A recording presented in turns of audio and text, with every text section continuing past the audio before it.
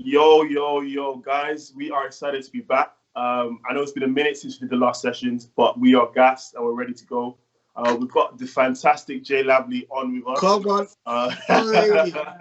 Love it. Love it. One of the waviest R&B singers to grace the UK scene as it stands. If you don't know his music, if you don't know who he is, you get to know a bit more about him literally in the next couple of minutes. So stay tuned. Humbled. But yo, Mr. J Lavely, tell us something. How you doing? Come on. I'm here, mate. Thanks for having me, boys, man. I'm good, man. I'm excited still. Good. How you keeping? How's COVID? I know COVID, to be fair, COVID's a tricky one. We always have to ask this year, but how's COVID treating you and kind of the time off from work and all that type of stuff? You know what? Yeah. Like, I feel like COVID is like, I feel like I'm blessed to actually still be in my position now. I didn't have the fear of losing my job. By God's grace, I haven't lost a family member. Amen. So I'm literally like over the moon that on my side everything's been okay. But it's also been like a blessing in disguise, and I don't want it to be taken out of context, just in the sense of I was allowed to be a lot more creative and more productive with my time over that period, because a lot of people was just sitting at home, and just allowed me to get my creative juices flowing a bit more. Saved a lot. So now I've got this nice setup in my room, a little studio setup. Like, all of those stuff wouldn't have been possible without COVID. So as much as it was a thorn in everyone's flesh, it did allow me to get a lot of stuff out of the way that I wouldn't have. Yeah, man. Now that's great. I mean, we're glad that obviously, because listen, you came in with all the light show, everything like, and it's great when you're creative and you're actually able to actually do more of what you want to do. And literally that. Yeah, I mean, because I found that it's basically gone one of two ways for people. Either they've been so busy that they've not been able to do like work on their craft, etc., or new things have opened up and they've actually been able to explore new things. Exactly that. And there's I know so many people that's come up with new business ideas or business models or all of those little stuff that they've had to adapt, and then now they've got like a new business model that wouldn't have been there without COVID kind of things, and it's just adding a little bit more to what they've already got. I feel like it literally forced a lot of people to have to adapt and work alongside it. Yeah. I literally said this on Sunday. I literally was saying that for everyone out there, because a lot of people have these ideas. A lot of people are scared, right? But this has literally been the time to just step out and do it. Literally. I'm literally looking forward to find out a bit more about what you've been up to, But I mean, before we go there, let's take a step back. Mr. J Lavely, the man himself, the UK's finest, you know what I'm saying? We out here. Please tell us a bit more about who you are, and tell us a bit more about yourself. Obviously, you're in the music game, but yeah, give us a little brief. Cool. So yeah, I go by the artist name Jay Lavely. Currently 24 years young. So I'm a singer, songwriter. That's what I'm mainly known for. But started off as a backing vocalist. So I've been doing BVs for like some of the big names in the music industry since I was like 14, 15. Been blessed and favored to like travel the world, performing some amazing places like Nigeria, this, that. Come on. But yeah, obviously, you lot looked after me when I went there still. But yeah, all around, I'll just say, yeah, best known for the vocals mainly. Interesting. Now that sounds quite good, because obviously, with all those butter runs, it's serious. The buttery, them vocals. But I mean, you mentioned about some big names. I mean, would you like to? I mean, we saw a bit about Stormzy, so I want to touch on that one, because obviously being able to work with Stormzy, and he's come out with some really good songs recently, Superheroes, etc. Yeah, exactly. So, big fan. Honestly, that song had to be repeated quite a few times. And so, how tell us a bit about that whole experience of working and singing, as part of Stormzy's projects. Yeah, I think that was 2017 when it was on Top of the Pops, the Christmas special. Oh yeah, okay. Yeah. So with Blinded by Your Grace, that was probably at that time one of the biggest records that came out at that time. 100%. And around the Christmas period, I was chance enough to work alongside Karen Gibson. Okay. So she's like the choir director of the Kingdom Choir. Okay. So she was given the task of putting together like a young, energetic, kind of just South London, young, youthful vibe, a young choir to assist Stormzy on the Britain Got Talent. Look at my head. On the top of the Pops special that was going to be happening. And the maddest thing is, I literally got told the night before the actual shoot. So I got told on like 9, 10 p.m. that this is going to be happening. And I thought, personally, I thought that it was a gimmick or like it was a joke. Someone's pulling my leg. I was like, no, literally, come down, 5 a.m. We're leaving to go to the studio to shoot it. Wow. So I was literally like, hey, I'm there. So literally, like, it was like a quick thing. It was just like someone referred me. They got through to me just in time, and I was able to kind of make it there. But that experience in a whole was just so cool. And then once it's come out, you've just seen everyone kind of clock you like, hey, Josh, I saw you. Because it came out on the Christmas day as well. So literally, it was just a nice touch to like my Christmas that day, because I just had so many people message me as well with like well wishes and like, oh no, keep doing your thing, man. We're seeing you. That one there, like, that was literally favour, because that came through last minute. Yeah, that must have been such a good like confidence booster as well. 100%. He referred me. Now, big ups to you. And then obviously people are messaging you like, yeah, that was me. I was there. Yeah, legit. It was that confidence boost. That you know, there was like, I've got just Stormzy. you won't remember me. But like the pictures don't lie, in it. You know what I mean? Yeah. No, that's dope. No, to be honest with you, I can imagine. Would you say that was not the highlight of your career, but would you say? I know you said you worked. In fact, we'll go into that in a second. But would you say that was one of the, maybe, you know, put a little spring in your step? Was it like, do you know what? Yeah, definitely. It was definitely a reassurance that I'm doing something right, just off the back of me being referred to do something at that level. And then also is with Karen Gibson, who is also up there as well. A lot of people don't know who she is, but those who do know that she's a heavyweight in this thing as well. So it was definitely like a confidence boost, and it just shows that I'm falling in line with the kind of people I aim to fall in line with within that industry. In the industry. And did you find that sort of after that it was a bit of a boost, and you know, it kind of helped you get into different circles and what you would have been able to? Oh no, definitely. And also just the connections that I made during that period. A lot of people that I networked with, other creatives that I got a chance to meet, is just that rapport that we built. You just built up on that, and then other avenues and opportunities open up, or you get referred for another show, or like a lot of the TV stuff that I've done is been with people that I've met from that show as well. Oh, so wow. Okay. With that, it was just a blessing. You said TV stuff, so obviously you know we just glossed over that. How can you just drop that in there casually? Like I said, listen, I'm famous. I'm famous. It's cool though, you know. But okay, cool. So obviously, talk to me about this Little Mix search. You know, obviously that's a little TV stint we'll be finding a bit more about. But you know, what was that experience like? How did that come about? You know, and in fact, just for the people that don't actually know, what is Little Mix? Not the band, obviously. But the actual search. Cool. So Little Mix's Search is a brand new TV show that's out right now, actually. So on BBC. So what they're doing, the whole concept is they're trying to find the next biggest band to go on tour with them. So they've got different groups. You've got like a girl band, boy band, mixed.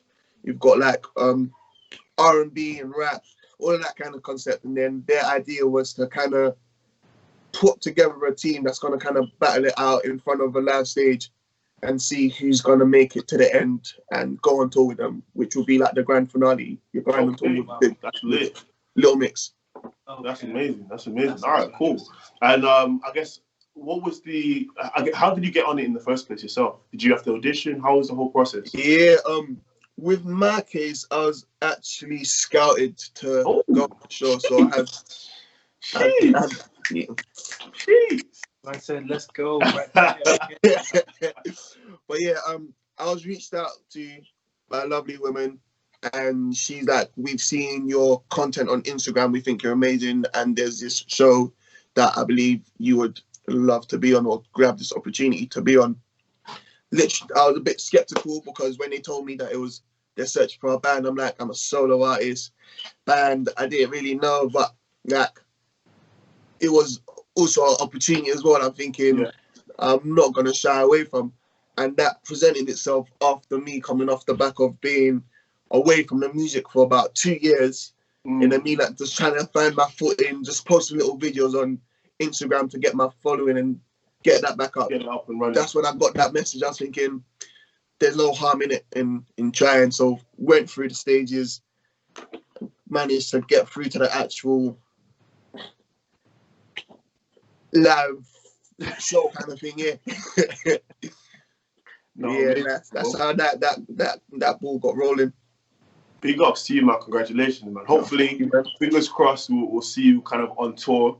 You know, and listen, when you're on tour, don't forget us, man. Listen, hey, bro, you are down. What do you mean? No, but for real, that's. I mean, bro, you've been putting the work in. You've been seeing the content, man. You know, God's blessed you with some immense talent. So, I'm humbled. do you know what? Even if it's not a little mix, it's gonna come in its own time. So, literally, I'm confident about that. That's how you got to see it.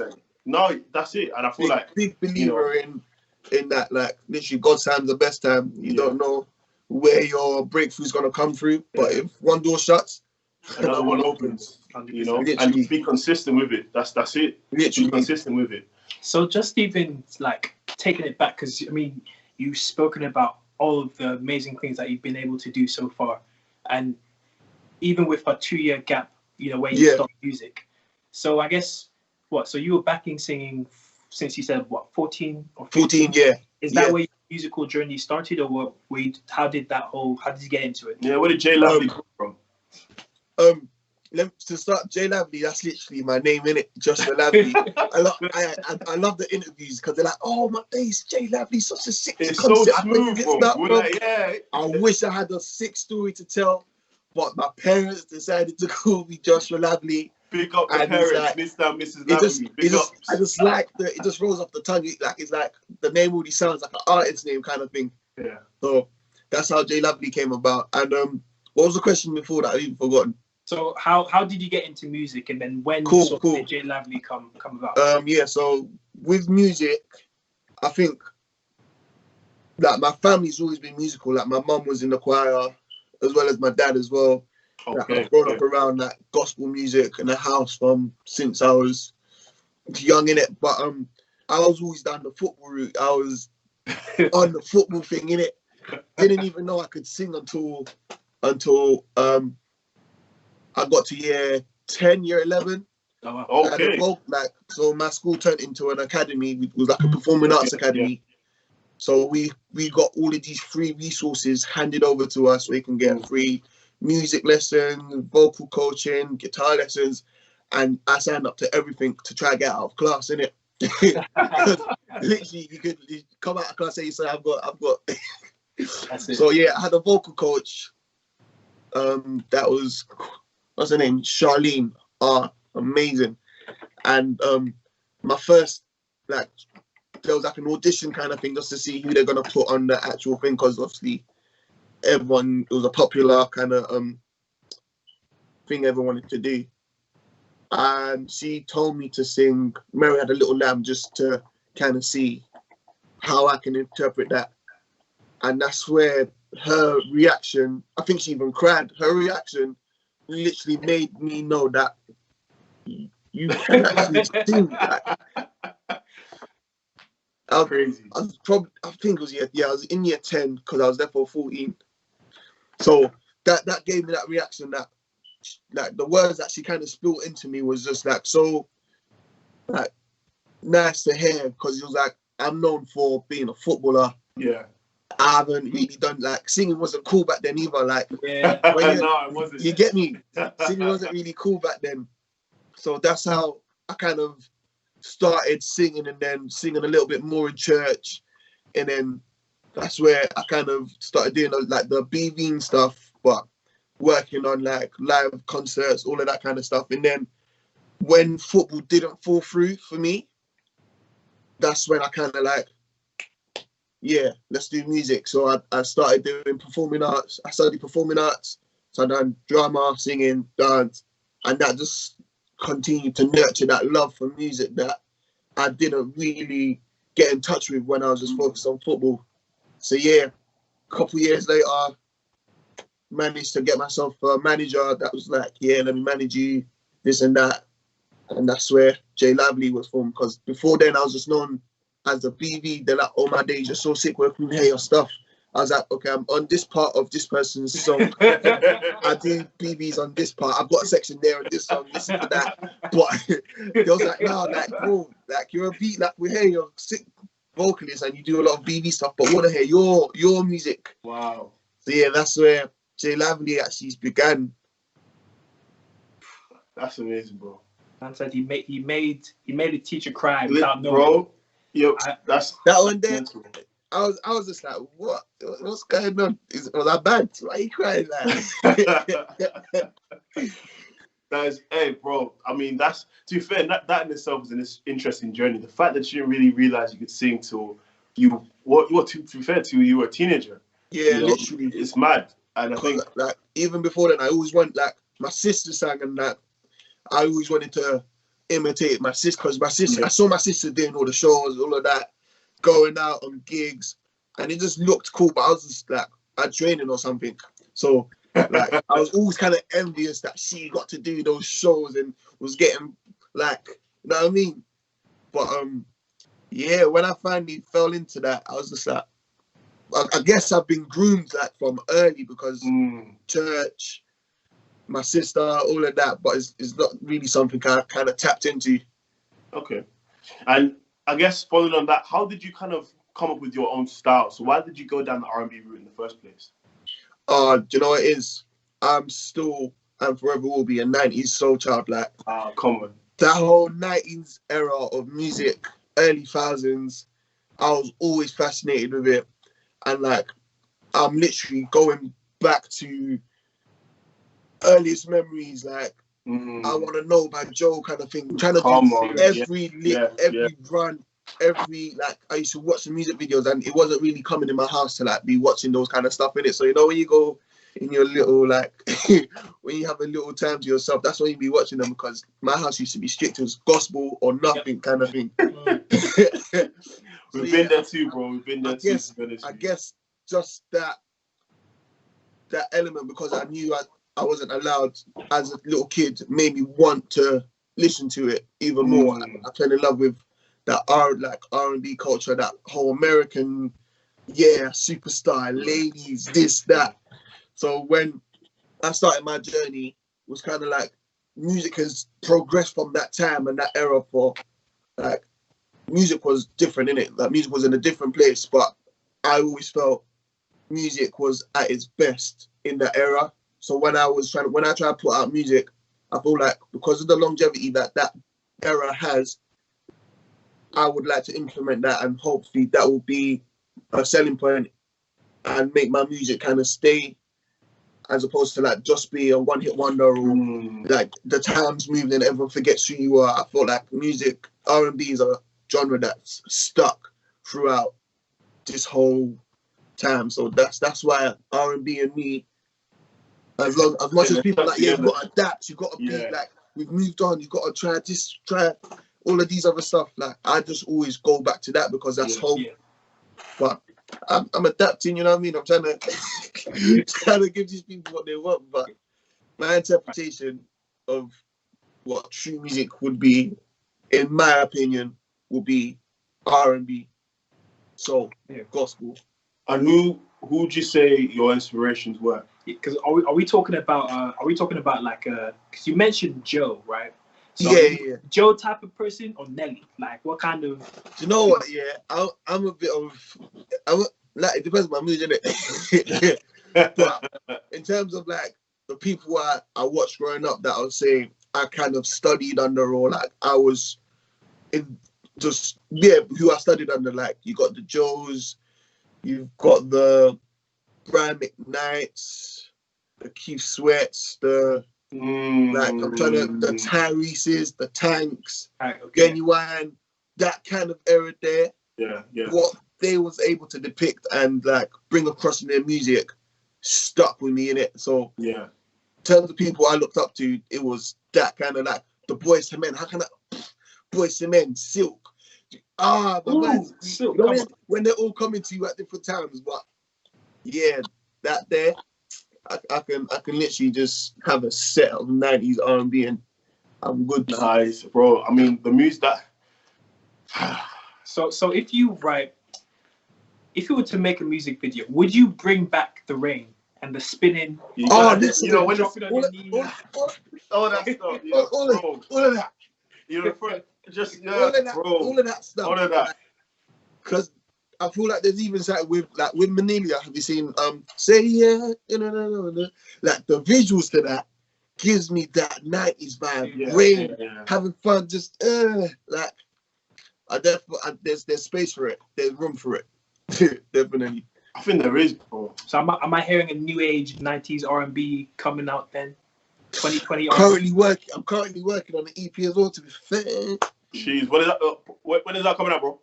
So that should waiting, bro. You know what I'm aiming to get that out for my birthday. So like November the 18th or around the November period. So soon, bro. I mean, if you don't deliver, I'm gonna have to pull up to your crib, 100%. We're gonna have to pull up to your crib, bro. I'm not gonna shoot myself in the foot. This is the debut thing. This is the introduction back to the world. I haven't released music since 2017, bro. Wow. Like this is like my first release, but it's actually a project in it since 2017. So there's definitely. How's the create?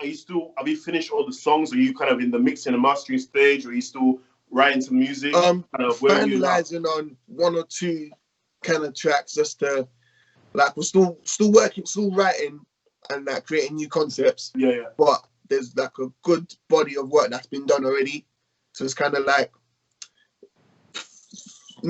trying to make everything work. Are we gonna see any single? You know how these guys like to drop a single? Do you know what I'm saying? Yeah. Are we getting a little teaser before the EP, or are we gonna have to wait? Lead single. Are you gonna be mean and let us wait, or there's been conversations and there's obviously been like talks on it, but not what I have in mind is just boom straight. Okay. Straight. You're kind of twanging me as well because you're twanging me just a little, but yeah, because I'm hard-headed, I'm just thinking, no, just give them what they want on the day. Take away. Fair enough. So that's amazing. I think first and foremost, we're looking forward to that. Okay, appreciate that, man. Let us know when it's coming out, and definitely. But I'm quite interested, you know, obviously as you've been going through the process and finding out a bit about your creative process, like what it looks like to you to like, I guess from the first time you think about what you want the song to sound like, to kind of getting to the point where you finished recording it and you're looking back on it like this is my song. So what's that creative process look like to you? Are you the type of person that's quite sporadic and you know you'll see something like a leaf fall, like that's a good or like how does it work for you? With me, my creative process is so crazy sometimes because I can go like a whole week of trying to force something because I'm like I know there's a deadline, and I'm like trying to write and like pitch ideas, and it's like I listen back to it the next day and I don't have that same feeling. Like when you're in the moment, you feel like this is the sickest thing, like this is gonna go clear, and then you go back to it later and you realize no, you can do better. So it's that balance of pushing yourself to be better and like knowing that there's already a standard and you don't want to kind of miss that mark. So I wish that I could literally just see someone walk past and the way she walked, I can capture that and put it in music. But now, the way I work, I like melodies. I can get like if there's a song that I feel I'm gonna get a melody for that vibe. Like I can come up with melodies like this. But then now fitting the words and creating an idea or like running with an idea to convey that in music is where, because I've been I feel like whereas I've been out of practice for a minute, getting back into that, I knew I wanted to do the EP. I knew I wanted to come out with music again. But it's like some of the stuff I was writing was just like almost nursery rhymes kind of stuff. Like it wasn't something I was proud to put out there. So I'm lucky enough to like have some writers that came on board for the project. Amazing writers. And I was gonna say, big man, just real quick. Sorry to interrupt you, bro. Yeah. I don't know. We haven't even asked this, but if you don't mind me asking, if it's not too personal, what made you want to come back into the game? I found that hunger for music again. I fell in love with it all over again. Like I was trying to run away from it for so long because it's like you get all these no's, you get all of these setbacks, all of these high moments, and then someone brings you down like that. And I feel like I was very vulnerable when I started music because I started so young. So whereas I started as a BV and I was comfortable as a BV, like I didn't really have no pressure of having to put out music or have a fan base. I was just doing it for the love of it and all of that. Whereas when I made that transition to becoming an artist, having management, basically being under an independent label, the highs that came with that was severe, like best times of my life. But then when it all went crashing down for me, where the relationship kind of went pear-shaped and I got dropped, I guess just that element of like, I don't need you, I can do it on my own. And then having that harsh reality of trying to be an independent artist at the age of 18, 19, financing and sourcing yourself was a lot of work. And just it's kind of like you've done all of these favors for people. You've got like these industry friends that you feel like have got you, and then you get that slap in the face where it's like, nah, you're not really trending no more, so we're not kicking it with you. I feel like all of that on top of me just doing music and thinking that everyone's my best friend, everyone's cool, everyone's got my best interests at heart was like a big kind of culture shock for me. And like it just got all too much, and I was like, these people don't deserve me, man. They don't rate me. But a lot of it was just down to not even knowing what I wanted myself, because I was literally like, I felt like a yes man. Like they're like, oh yeah, try this out. Like even when I look back at my music today, I just feel you sound like you don't know what you're doing. Like it's just so many different vibes I was going for, trying to fit in with what was current. So I took a step back. I actually went to study at the Academy of Contemporary Music. So a lot of it was me actually trying to perfect my craft, and then me also taking a break from music, like just to get my mental back in good condition. So I feel like it was a bit of, I won't say depression, but it was just, I was down and low. I was at a low point. So that 2-year gap there was me trying to convince myself again that you can have another go at music, but then also thinking, no, you can't. Then thinking, okay, go perfect your craft and study the art of the vocals and nurture that kind of element. And then when you're,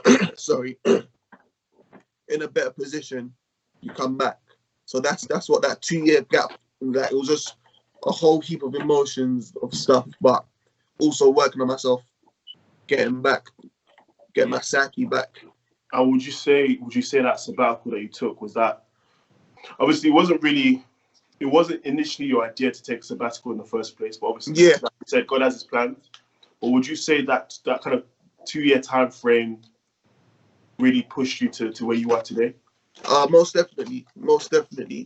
That 2-year time frame allowed me to grow up and mature and realize that no one's got you the way you're gonna have yourself. Like a lot of people are gonna kind of feed you lads. The music industry, you need a thick skin.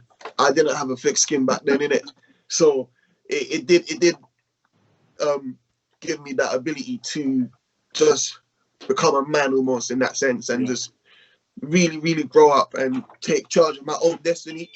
So now that I felt like, you know what, I'm good and I can survive and weather any storm, that hunger, that fight for it, because it's like, even in that period, that 2-year period, I saw the following just go down and down and down and down. And like, as much as I will see it, I'm like, jump back on them, drop a picture. I'm like, no.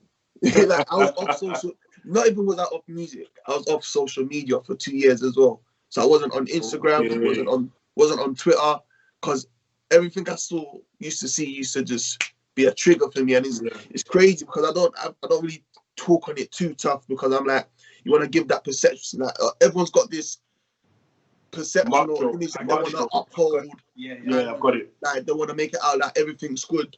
But when I was off the socials, it was life. Life was hitting me. And I could have easily just gone back to the music, or like gone back to doing BVs to get a bit of money in my hand, but I just still want to do music kind of thing.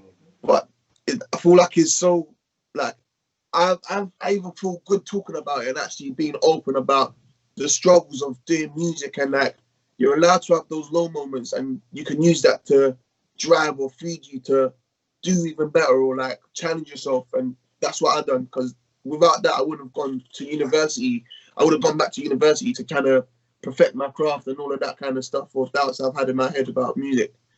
So yeah, man, I'm just grateful that I'm grateful for the experience, grateful that I went through that whole motion and feeling, but I'm just glad to be back in the music again, man. We love it. We love to see it. We love to hear it. And you know what? Thanks for being honest and open with us, because do you know that's something that people don't have the courage to be able to do. No, of course. It's very interesting because, like, I've actually heard recently of a lot of artists who are just coming back into the scene, who've taken breaks and no one knows why they've gone off the back, and now they're back. And so actually being, I guess, especially for people who may be wanting to get into the industry for the first time, actually having that insight is so important. So, you know, okay, maybe there's a bit of myself that I should probably think about working on before I go. Yeah, definitely. I think find it like they say, I think the phrase is something like, I had to know whether I missed it. I had to stop it to realize that I actually want to do this. Yeah. Would you say that's how it was for you? Yeah, definitely. Because it's like, every time I tried to push it away, like I kept gravitating back to the music. And it's like, I tried to, if I had it my way, I would have found another career path, or like gone down another route and just tried to work on that. But like, when it's God's plan, it's God's plan, because I can't put it into words. But the way the jigsaw started falling into place and making sense, or like the opportunity that presented itself, it all tied into music. And it was like, you can't, like, if you've got a calling, you've got a calling. And even if you try to shy away from it, one way or another, it's going to rotate, it's going to come full circle and meet you back at that point where it's like, you have to now answer that question if you're going to do it or not. And I feel like it would also be wrong on my half if God's given me this gift that a lot of people keep reminding me about, like, wow, Joshua, you don't know what you hold, you don't know what you carry. This voice of yours is not just for you. It's not just for you. Like, that voice, you don't know if that's gonna be someone's healing, if that's gonna be someone being uplifted, or if you singing is gonna stop someone from making a bad decision. And in that concept, when they put it in that concept, it's kind of like, it is also, is as much as music has scarred me and hurt me, there's so much more I can do with my music to help someone else. So that was also like a given that, you know what, Josh, shake yourself up, brush it off, get back into it. Yeah. Love that. Bro, and I think, I mean, obviously Ty's touched on it already, but I think definitely just kind of, you kind of took time to know who you are. Yeah, exactly. You took time to know your craft. And I think hopefully, like you said, you know, we're going to be seeing some big things from you. Amen. But I think, amen, for real. The one thing I wanted to ask you, I guess, was more just in regards to, you already touched on it, but you don't know the power of your voice, yeah? So when people hear you sing, when people hear you on stage, when people listen to your music, your tracks, what experience, what emotions, what do you want them to feel? Like with my music, I try to convey and put as much as me into that, whether it's me talking on an experience or just like, there's some songs where you just got the creative license to just create this whole picture and illustrate it in a way that defines you. I feel as if in every element of my music, I try to evoke that feeling of like just being free, being able to interpret your art, and then just also that passion, that kind of rawness to like everything. I just feel like music is so spiritual, innit? Like I don't want to get all too fantasy and like all into it, but like for me, music is spiritual, innit? Like because it can evoke emotions you didn't know was there. There's something called happy chords. You can play a chord and it makes you feel happy. You can listen to a song and it takes you back to like you get nostalgic.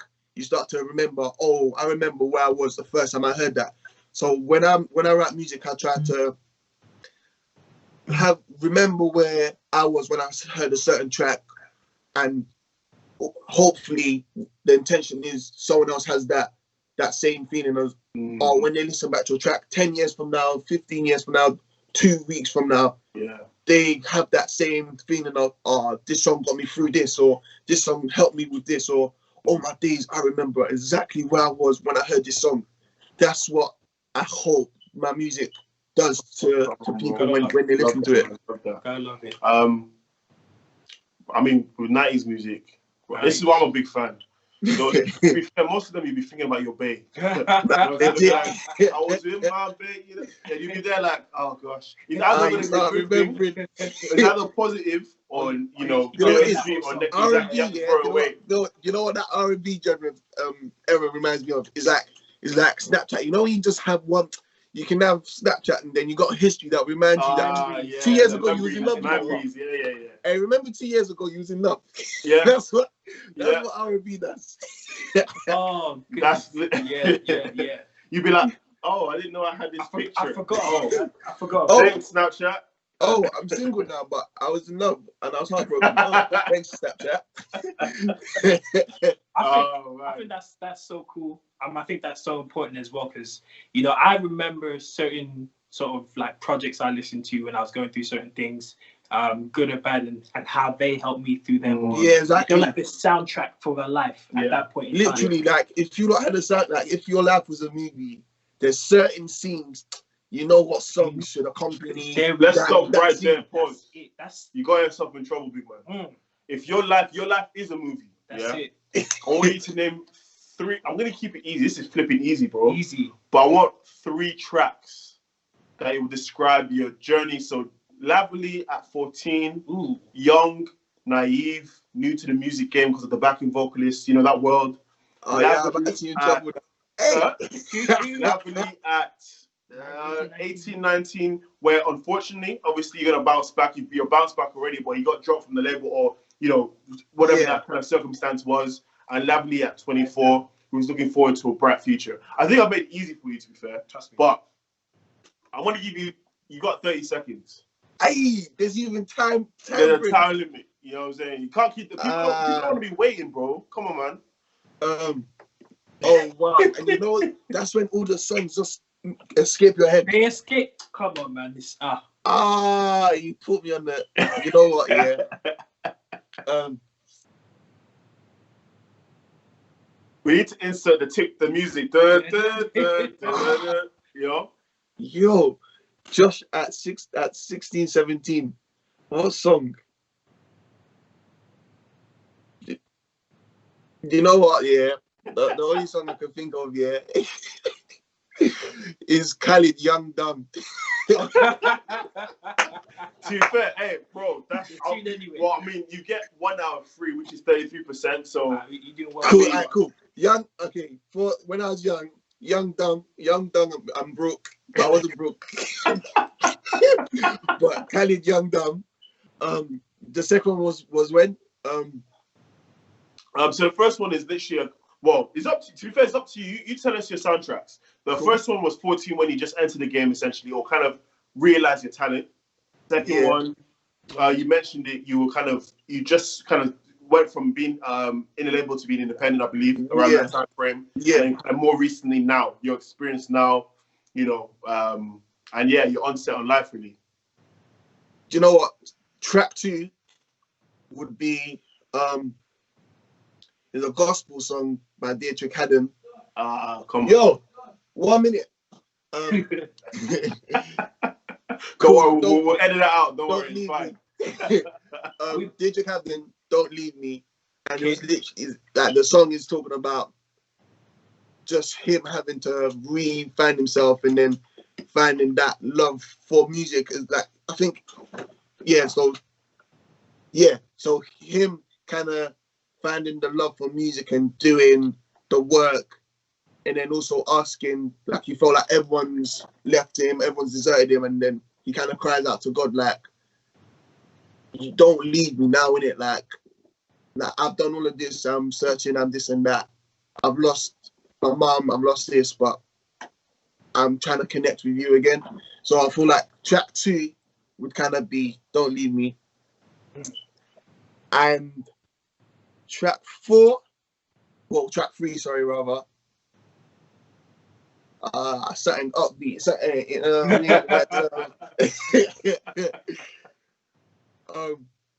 mean? Actually, Keys winning. Okay. That's Calm. serious. The whole team winning. Okay. Everyone's coming for it. That's it. Now, do you know what? I love it. I see the hunger. I see, you know, the energy. I'm just sort of thinking about where you are now. Like, you're back in it. You're thinking about the EP. But would you say that do you think that it would be easier for you, like, to, you know, to boost your career if you were to, let's say, go to America for like a year or two, do music out there and come back? Or do you think it's fine, you know, being an artist here and just building it up? This is a conversation that's been had, like, with many of my music friends, many of just people that are intrigued, or like just music lovers that feel as if music don't really represent or appreciate artists that try to do what I do. And yes, I feel like it shouldn't be the case, and you should be able to establish yourself first in your community, your country, before trying to break an American market, break into that whole field. Whereas music is consumed already, but it's like in America, that's what they're known for. But the unfortunate thing is, I do and currently still feel as if in order to get the best and, like, in terms of build a cult following, create that kind of buzz around what you're doing, Americans know how to do it best and support. And with all respect, I feel like UK wise, they don't really jump on board until you're actually somebody. Whereas America, they can ride for their, like, there's so many artists that are not big time, not global hits, but they're actually able to generate enough money to do music full time. They've got their own little, like, you know what I mean? And it's a touchy one, because a lot of people just feel like, well, if you can't do it, if you can't break UK, why do you think you can break America? Well, you've seen a lot of UK artists go over there, or if they don't start as an artist, they now a songwriter writing for the biggest artists, they are, like, they're vocal arrangers working on albums, kind of stuff. Whereas in the UK, you have to kind of, one, if you want to do the artist things, I think UK, especially London, I feel like London is such a hub, and if you're not really trending, if you're not up there, I don't know if it's all about the craft in the UK. I feel like there's a lot of hype, whereas America is, it could be hype as well. This is just is open for interpretation, but I feel like America is just maybe not easy to break, but in terms of just having a cult following that kind of rock with you, even if it's just one little state. Like a lot of artists, their state is what holds them down, and like you've got this whole West Coast, East Coast thing. Just having that one coast, what that can do for a career puts you on a map globally. So I don't feel like you becoming a London artist, London won't back you enough to even be able to go over there. But it's a touchy one. Sorry, go ahead, man. Finish off. No. I'm literally saying it's a touchy one, but I agree that a lot of artists do go down that route of even if it's just to learn, just go there, sit under someone, then come back. There's so many gems that you don't know who you're gonna rub shoulders with. And Americans, like they're hungry. I feel like they don't mind. They start with, they'll move to another city with £1,000 in their pocket and create opportunities for themselves. London, we're a bit more reserved. We don't want to be, I've got this, or we don't want to be savvy. We're not gonna go up to someone and be like, hi, I'm Jay Lavely. Like one more, when it happens, it happens. You want to do that whole, it's calm, man. I don't need them. America, you need someone. So I feel like that hunger over there as well is what kind of adds to that people breaking it over there. But man, I think it's a weird one because I'm sure you know, like for people like Angel, Lloyd Cassian, Lloyd Cassian. Those two personally, like I used to hear their music ages ago. That's who I grew up with. Do you understand? For me, I used to look to the UK to think, okay, who's UK and killing it? Back then, it was people like Marcus Ari, Lok Essien, Angel. Bro, Marcus Ari, Marcus Ari, Abel Miller.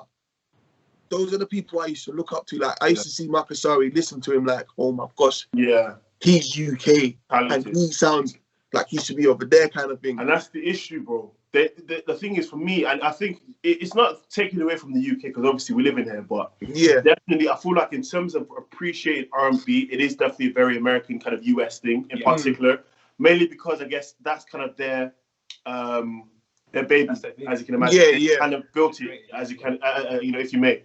I think the issue that we're facing is basically just creating or establishing a community, and maybe you can be one of the guys to change the game, bro. 100%. It's important to create that community. I think we're basically, I get what you're saying.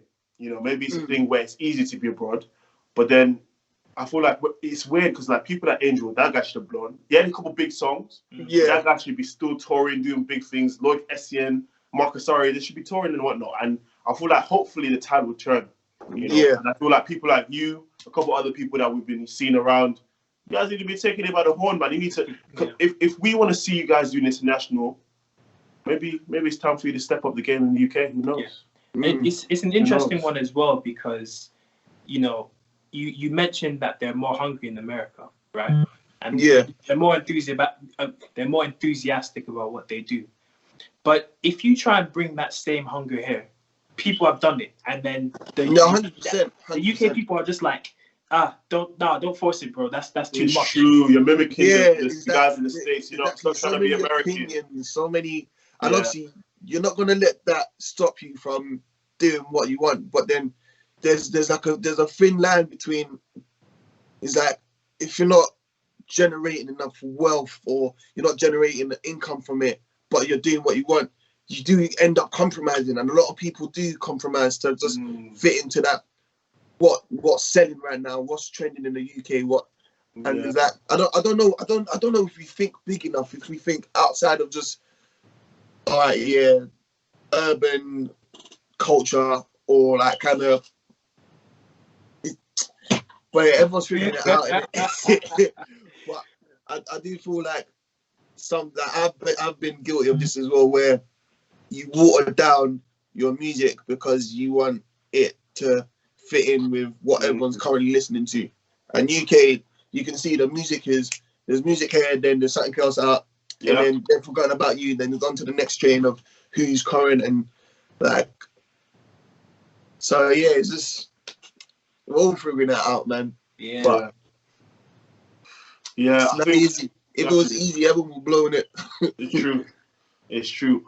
But I mean, you know, like I said, I'm excited for your journey, bro. I'm even more excited for the EP coming out in November. So, bro, like I said, if you don't deliver, I'm pulling up to the crib. 100%. We coming. Anthony Knock will be hearing me knocking. You see me? They'll be like, but yeah, on a serious note, my bro, it was an absolute pleasure having you on with us. Thanks for having me, guys, man. You know, just you being honest and sincere is very much appreciated. You know, you don't really have to tell us the struggles you've been through, but we appreciate hearing it. And I think for the people out there looking to be in your shoes, it's really important to understand that, do you know what? Yes, I have talent, but it's going to take a bit of work. It's going to take a bit of graft, and it's going to take some bad days and sad days for me to get to where I want to be. And I feel like it's so important hearing this from people because it just shows literally, you have to enjoy the journey, man. Yeah. Process. You can't skip the process. Yeah. And you know, before, you know, we're getting to sort of the end, I've got a couple last quick questions for you. Yeah. Oh, you ready? Just quick ones. Okay. Usher or Tank? Hey. Usher. Oh, that burnt me to say it though. Okay. J. Cole or Jay-Z? No, sorry. J. Cole or Kendrick? My bad. J. Cole. I listen to more J. Cole, but I like Kendrick, man. But I listen to J. Cole more. Okay. Final question. So, complete this sentence. My name is Jay Lavely, and what I love most about music is... Cool. My name is Jay Lavely. What I love most about music is... blood, fire.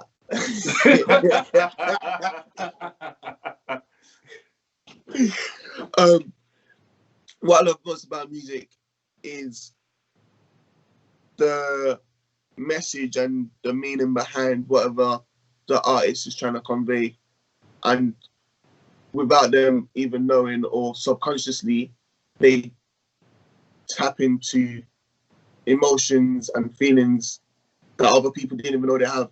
So subconsciously, they've actually written something that's gonna evoke some sort of feeling in someone else. Whether that was the intention or not. I feel like that part of the music is what I love the most. That's amazing, man. Amazing. That's amazing. I read that answer, bro. You've been prepping, aren't you? You were prepping. You knew. Bro, this is all off the dome. You can put yourself now if you want. Oh my goodness.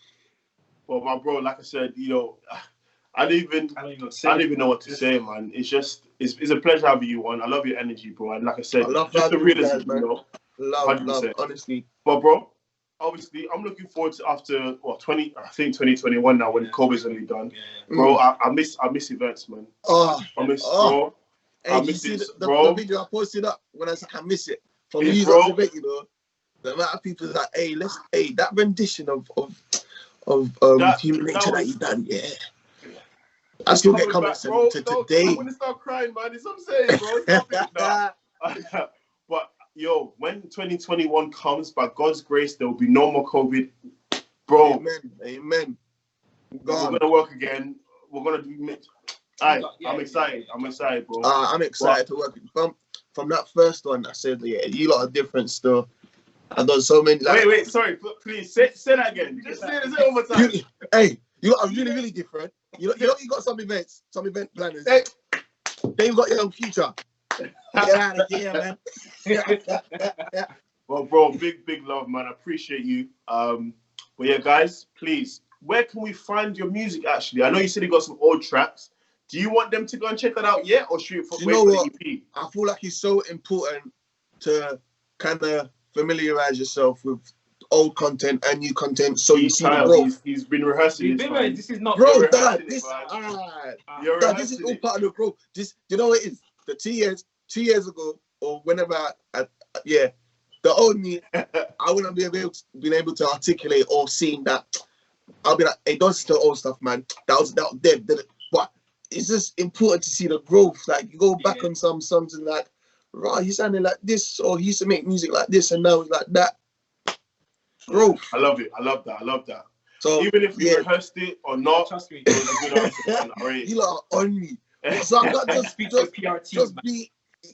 I'm flowing.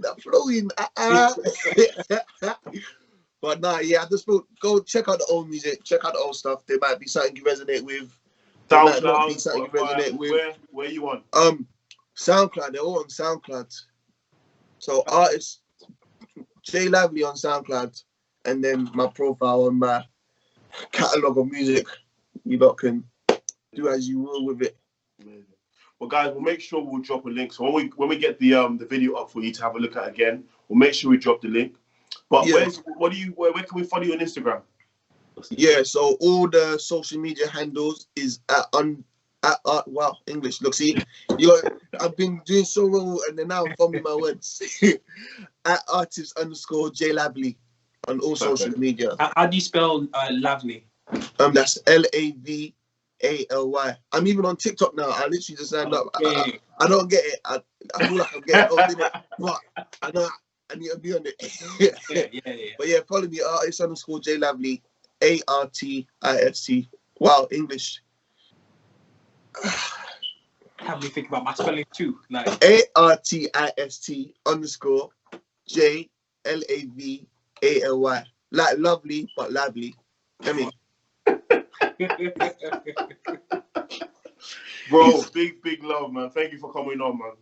thanks for having me. Bro. Boys, all the best, man. Love. Take it, man.